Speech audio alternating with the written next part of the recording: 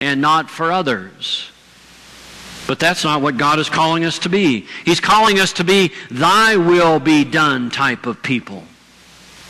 Of answering God's call and doing the things that God is calling us to do without questioning why we're having to do it.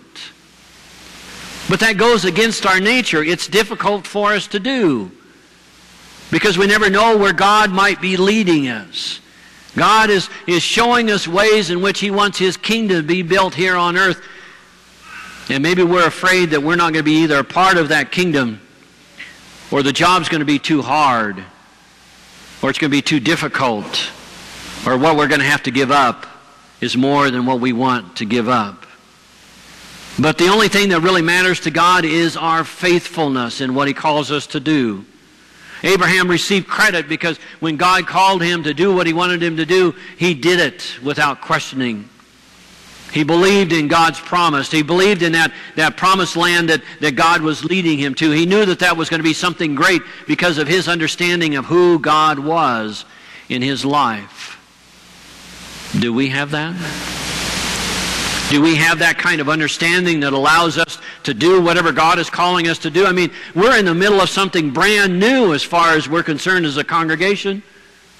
We're trying to do things in a community that has been kind of separated and dichotomized because of who we were. And now we're trying to do something brand new. We're trying to do something and have God be a part of it. And He's calling us to reach out to those that are hurting. He's calling us to respond to His grace. He's calling us to do things a little bit different. Not to take credit for what we might be doing, but working with God's grace that woes on to others. To really understand this whole idea of who we are. The story of Abraham that is trying to tell us is that we are blessed so that through us that blessing can be shared with the whole world. Let me put it this way. God's grace always comes to us on the way to somebody else. God's grace comes to us when we start sharing it with someone else. If the buck stops with us, if the grace stops with us, we've only received half of it. Because it's God's grace that changes people's lives.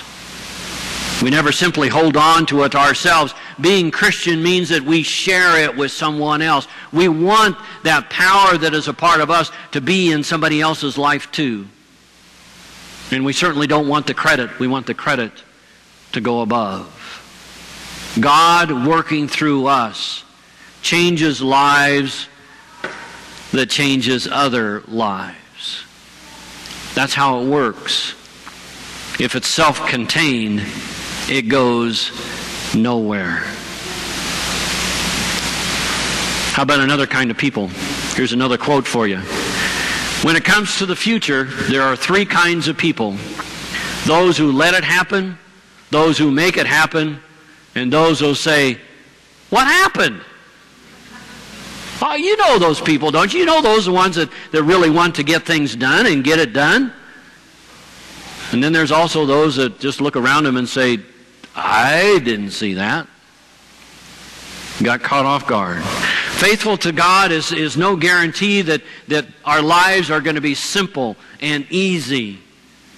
It means that we are working for God. Abraham's people had to go through ages of slavery.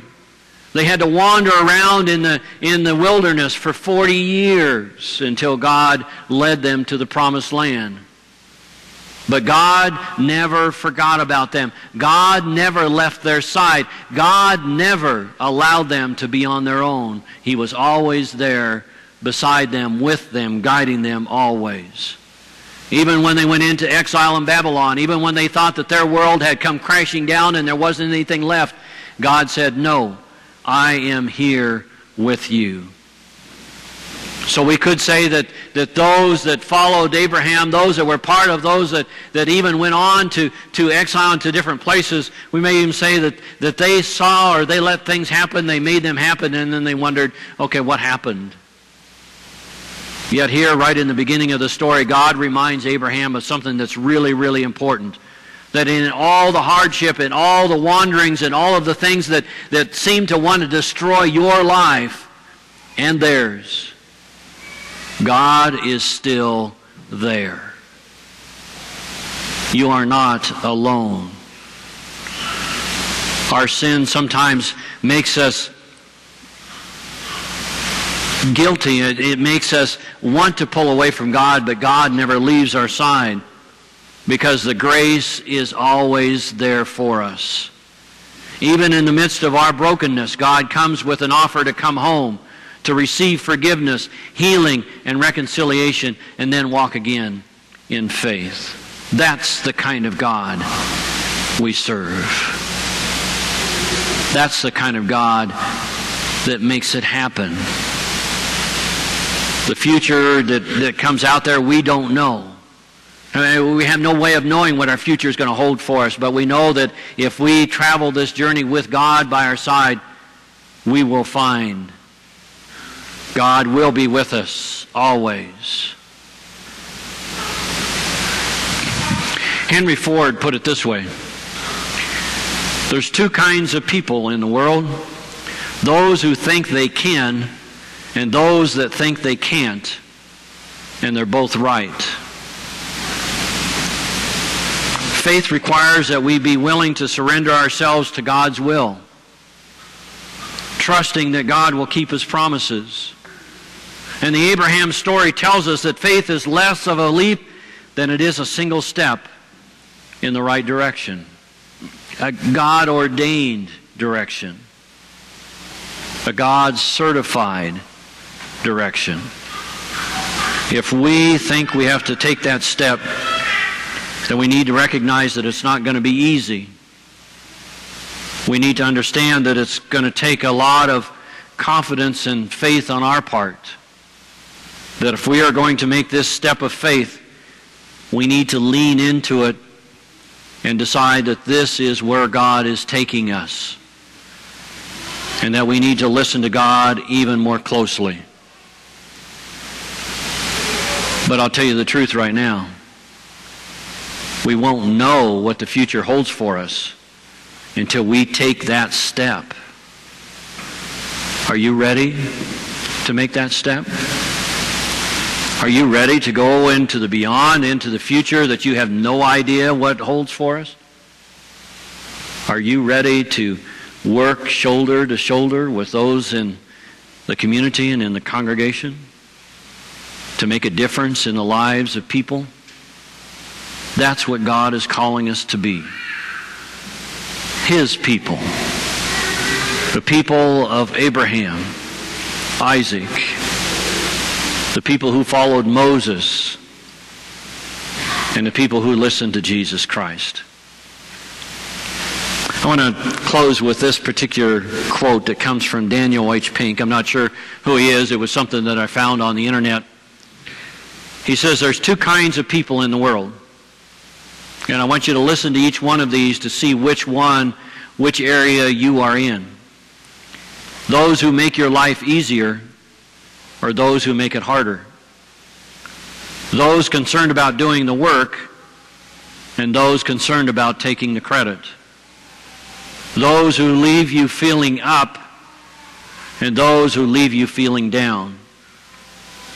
Those who simplify, those who complicate.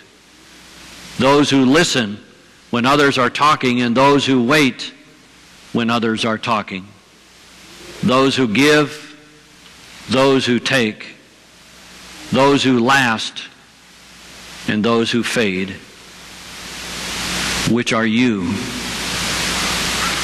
Are we ready to take that step of faith and say, God, here we are, use us. Please bow with me in prayer. Gracious God, we are so thankful that you love us, knowing that this life is not easy, but yet it is the life that you have called us to. So be with us, dear Lord, in this day, as we make that confident step forward into the future that we have no idea what holds for us. but we know that you are there beside us.